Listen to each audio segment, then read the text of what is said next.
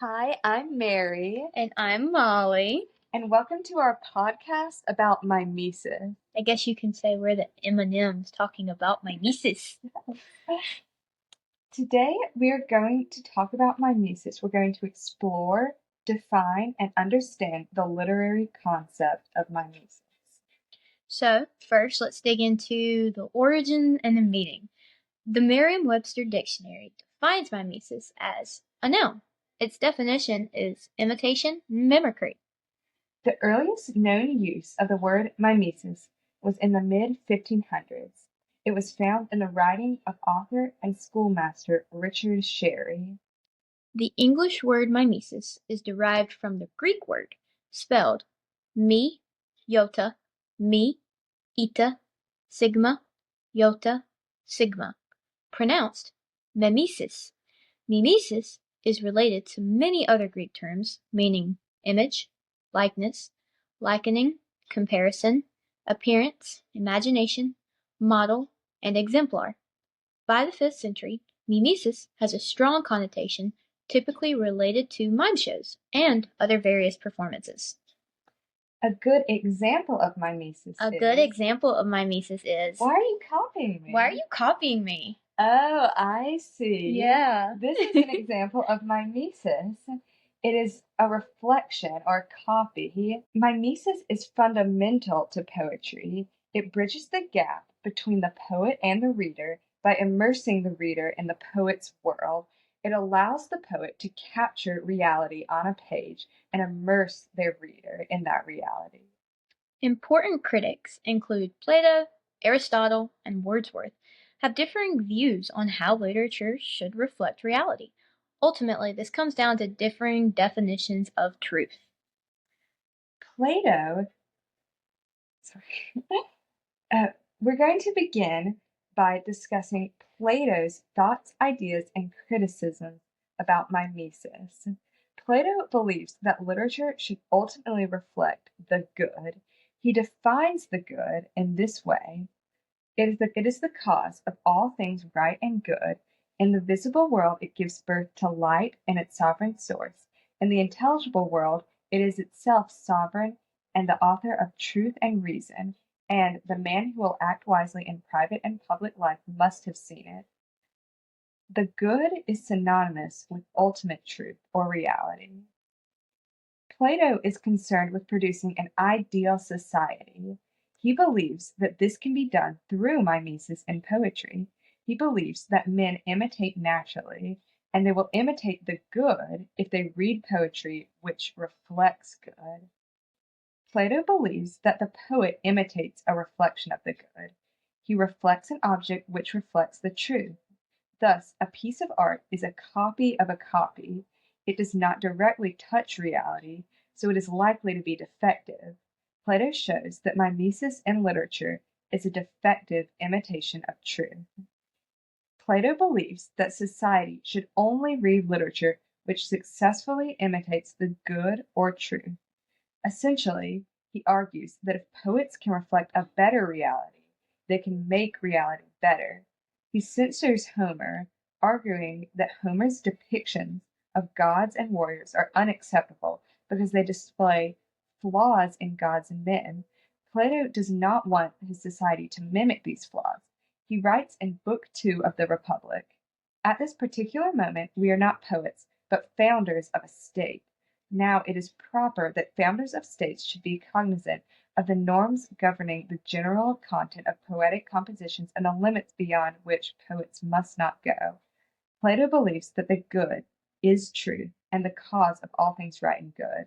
Truth is found beyond common man and common life, since common man and common life are flawed.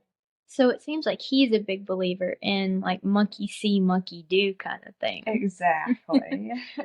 All right, so Aristotle has a whole different opinion. So we're going to go through Aristotle's thoughts, ideas, and criticisms. Aristotle studied tragedy, which he believed was superior to epic poetry. He believed that all poetry is imitation, and he defines tragedy as an imitation of an action that is serious, complete, and possessing a magnitude in embellished language. He lays out guidelines to help poets write tragedy, which imitates according to his standards. To Aristotle, imitation allows men to share in their universal plight. When men watch or read good tragedy, they experience second-hand pity and fear. Thus, they exercise these emotions without enduring a tragic event. Men learn to better sympathize with and understand one another, and they gain a seasoned perspective for when they face their own tragedies.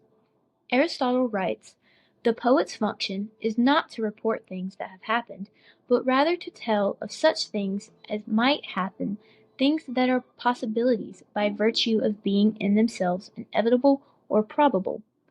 The poet doesn't have to write about actual events as long as what he writes is believable." Interesting. So it seems like Aristotle believes in mimesis as reflection of truth, but he doesn't necessarily connect it to real life. Like it doesn't have to actually happen as long as it's believable. Mm-hmm. We're going to go to Wordsworth's thoughts and ideas and criticisms on mimesis. Wordsworth wrote lyrical ballads in 1798, and here thoughts on mimesis and poetry seem to shift. William Wordsworth believes that poetry is man speaking to man. He believes that poetry should represent genuine events and feelings to which all men can relate, in language which all men can understand. Wordsworth defines reality as what real men experience in real events. Wordsworth does not regulate what to put into a poem and what to keep out. He doesn't set rules. All he asks is that poets represent genuine events and feelings. His purpose for poetry is to choose incidents and situations from common life and to relate or describe them in a selection of language really used by men, tracing in them the primary laws of our own nature.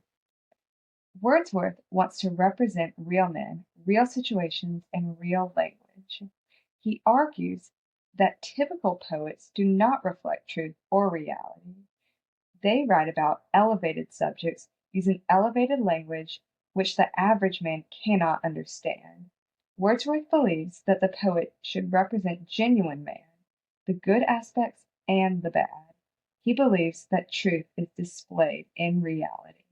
Wow, 3 different viewpoints, entirely different viewpoints, might I say. Which one do you think you agree with, like personally? Well, I personally believe in Wordsworth's view of mimesis. I like his perspective on it. Plato censors Homer and other poets who display flawed men and gods in their works.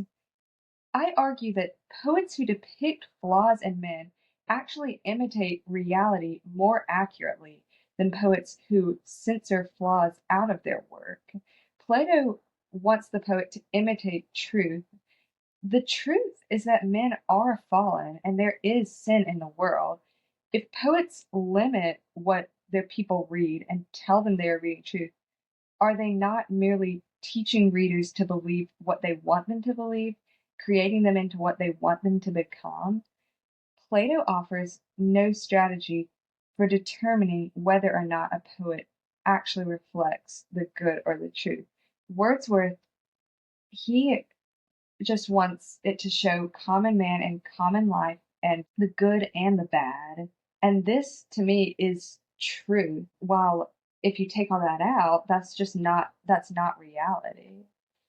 I agree Mm-hmm. with that. I agree with Wordsworth. I feel like I have the same idea, but maybe slightly different. I'd kind of say that, I prefer Wordsworth because, you know, as writing feels more honest and powerful when it reflects real experiences and emotions, especially when it's relatable from like day to day life.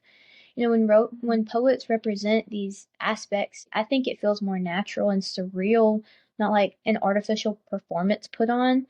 Kind of like in today's terms, it'd be like living side by side with your best friend, seeing the ups, the downs, the breakups, the crying, the tears, all of that, compared to like scrolling on social media and looking at that influencers, Instagram posts, living their best life, always going on vacation, but all of that is filtered and edited, it's posed, it's blurred. It's, Lightroom theory and all of that stuff.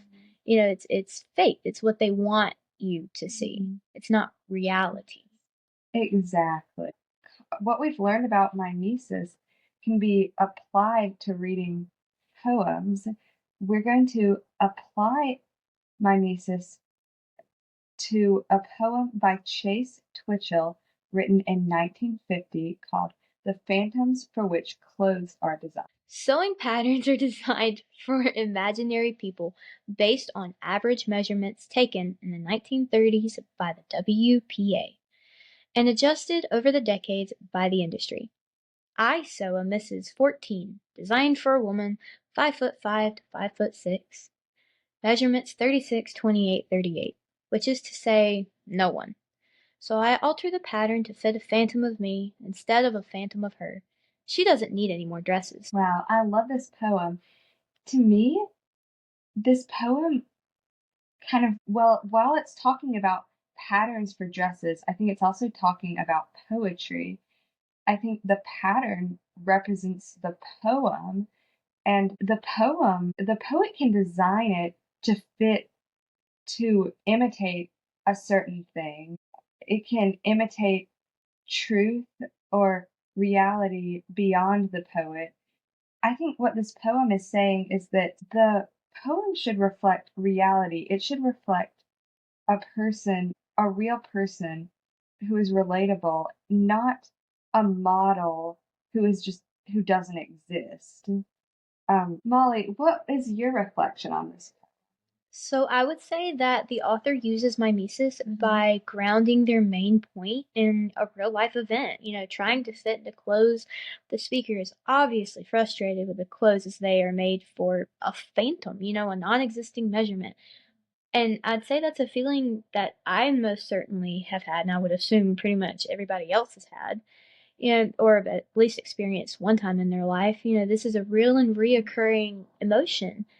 And, it's not glamorized or an idealized version of life, but it reflects exactly, Mimesis is able to connect with the author and the reader. So out of this entire, going through this whole podcast and with all the information that we dug up, do you have any concerns or anything you would like to add, Mary? Well, my main takeaway from this information is the definition of truth. Do we define truth as something that must be reached for, something that is only attainable if we search for it, or do we define truth as something that we experience every day? Do we define it as the reality of man and regular life? And how do we choose to see truth in literature? Do we search for something greater, something beyond a truth which we don't see in everyday life? Or do we search for truth in the things that we experience every day? What about you, Molly? What are your kind of takeaways or final questions? I think you just about hit every point that I was thinking. I think that we should leave the audience reflecting on your question, and maybe they should try to answer it down in the comments for what their thoughts and opinions are. What do you think? I think so too, Molly. Thank you all so much for joining us on our conversation about mimesis. Hope you appreciated the M&M show.